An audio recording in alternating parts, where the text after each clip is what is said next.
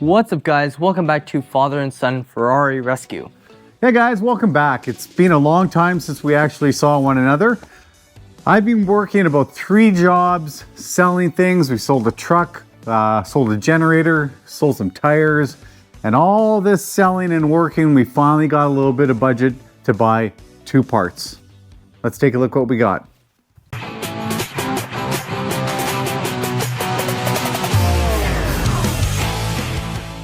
So the 2 parts that we got the brake caliper. Finally, I'm hoping that these don't break. So right now, I've got myself a little bit of deep creep, sprayed that in. We're gonna let that sit overnight. We're not touching that right now. And the magical brake actuator. But this time, I am not calibrating this. So I'm hoping this gets rid of the AVH failure and also actually just allows it to work again. Let's take the old one off.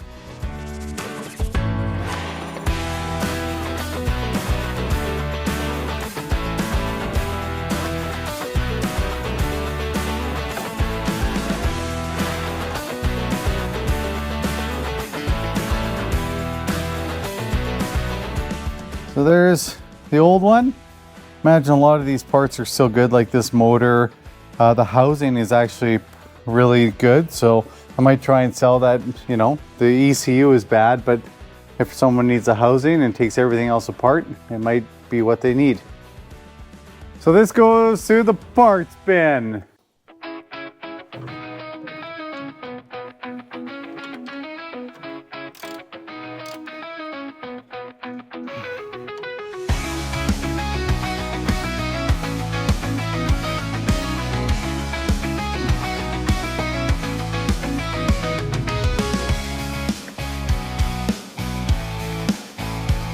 Oh no, there we go.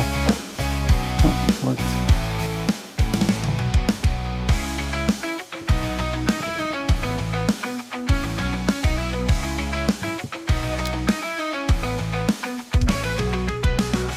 Please. Okay, I'm not really feeling it. I think it's just too easy.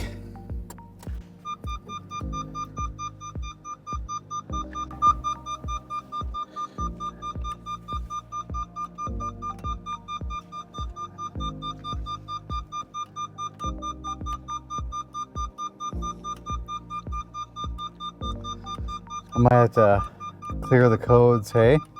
Yeah. So, still getting the electronic brake failure. It still says it's in calibration mode. Even though it's a brand new ECU, that failure has to be held in memory in a different computer and not just that parking brake actuator ECU, because it's brand new and it already thought it was in calibration mode. So a different computer on this car is holding that in memory, but which one is it?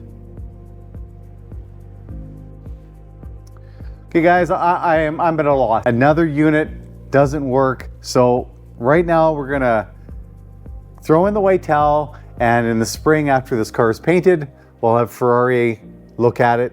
And I'm thinking it's something that has to be done with their software, because that error message is being held on in a different computer system and not the ECU and the brake parking brake system. So it's time to move on. The past is in the past. So got ourselves a used caliper, cleaned it up already. It looks good. Now I've been scared about this the whole time. We know why we had to get a new one, because this broke on me. And I sprayed that with some deep creep, and let's just see if it wants to. Okay. One down.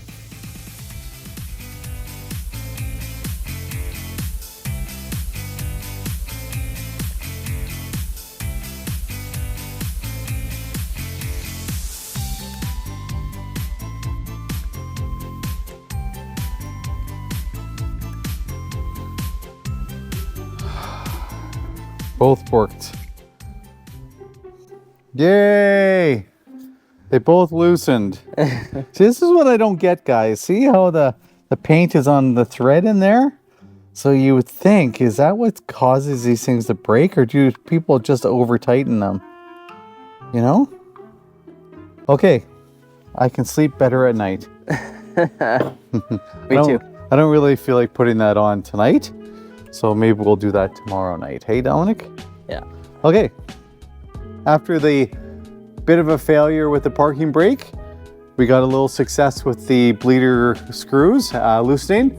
Dominic and I are going to tackle this tomorrow. So you're going to see a change of clothes. So 3, 2, 1. Okay, it's the next day, guys. So take the caliper off and put the new one on. Bleed. We're going to bleed all the brakes again. I bought a new machine for that, so we'll go over that. And let's do it. Fingers crossed everything goes well.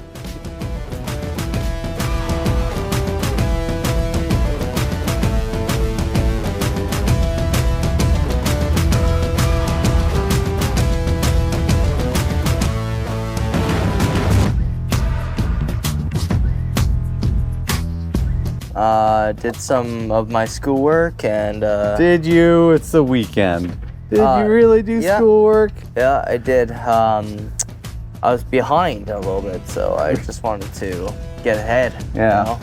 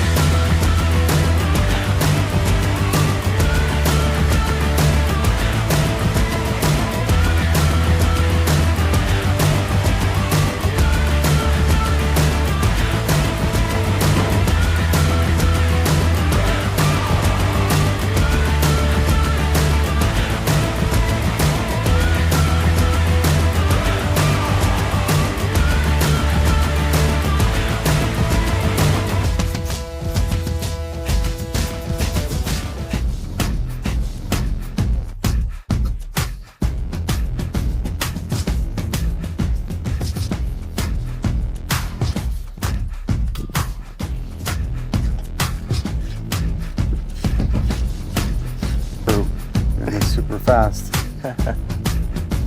Works for Formula One.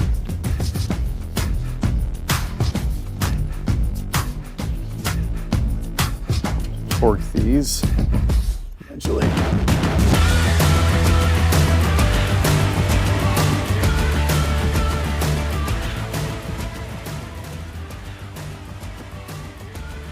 Here's Dad's face again. Well, I'm not really torquing them. I will though. When we're all done. I'll call it the fearless face. The fearless face. Yeah. That face doesn't happen when I have to buy parts and tell Mom that we need more parts. That's called the face of fear.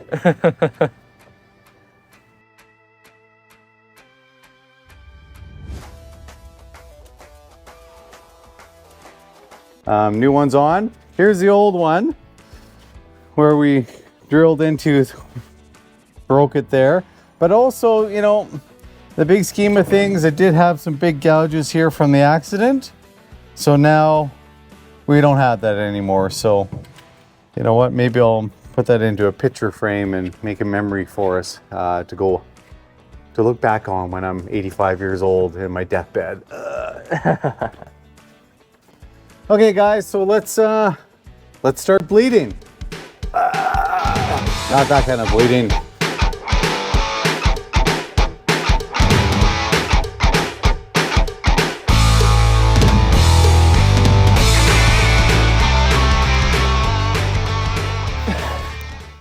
I got that on camera.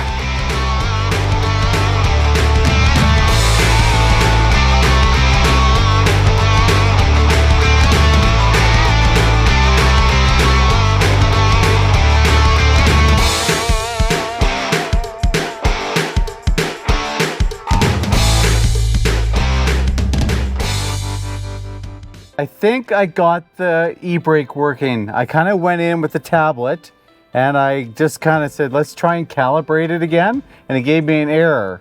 I'm like, oh crap, didn't work. But then I tried the switch and it activated it. So now that we've bled the brakes, I think it's working. So here we go. So here's the brake.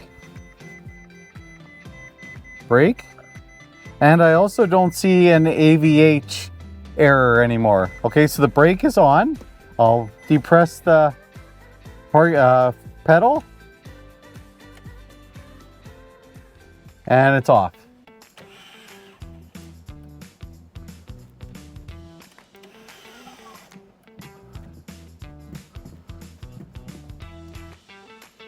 There we go, buddy. And no AVH error. Nice. So That's a success. I'm not gonna party and jump up and down quite yet, but it looks like we might have that. Maybe I should calibrate it. Should I calibrate it? I think so. No, that's what got us into this trouble. Brake pedal is solid as a rock, so that's good. And everything else is looking good. So time to celebrate, Dominic. If you're only older, we'd have some tequila. Yeah! Woo! All right, Done. guys. That's awesome. So, lesson learned, right, guys? Don't calibrate with the launch control. If you're going to calibrate it, actually just do it old school with the twisting of the mechanism here, and then back off 3 teeth, and that's your calibration right there. So, small victory. So, yeah. What are we going to do now, Dominic? Put the car back together. Hit the wheels, put them back on, hit the under tray, and man, I sure hope I recall how to put these vents back in. Kind of a bad design because we've seen this on other YouTubers' channels. You got to go back and forth because of the lift point areas. So let's get this bottom tray back in position and then lift it back up. Okay, so we're going to hit the under trays. Not too hard, just really getting them in position isn't the most fun, but lots of fasteners, but it gets done. Just got to be patient. And the vents, it wasn't pretty, but I got them in. There must be an easier way. Tires come off again and again.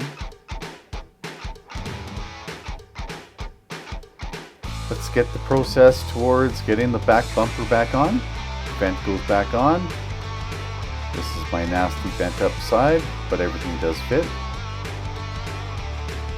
Anyone with a keen eye will see a big mistake here when I put the bumper back on. We get it lined up half decently. Couple bolts. Attach the wire loom. This has to all go to the body shop. They have to fix this area and get everything to line up and work. This all has to be just slightly pulled this way, and then there'll be less tension on this back bumper piece. Why? And that's why it's breaking. The pros can fix that up.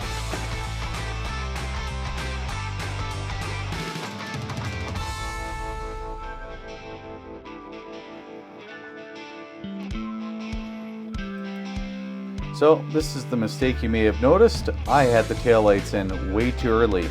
They need to be out to get the bumper in.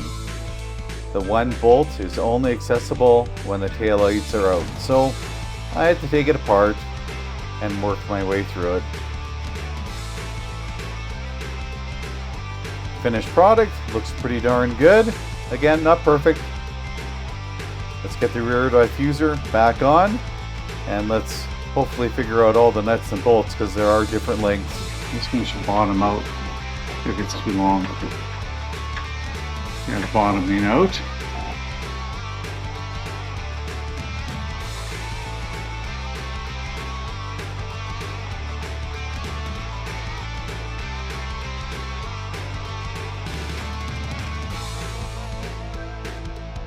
Cannot recall where these go. But I'm not done yet, so we'll figure that out. We will figure it out. There's the rear diffuser. Is it perfect? Well, it's pretty darn good.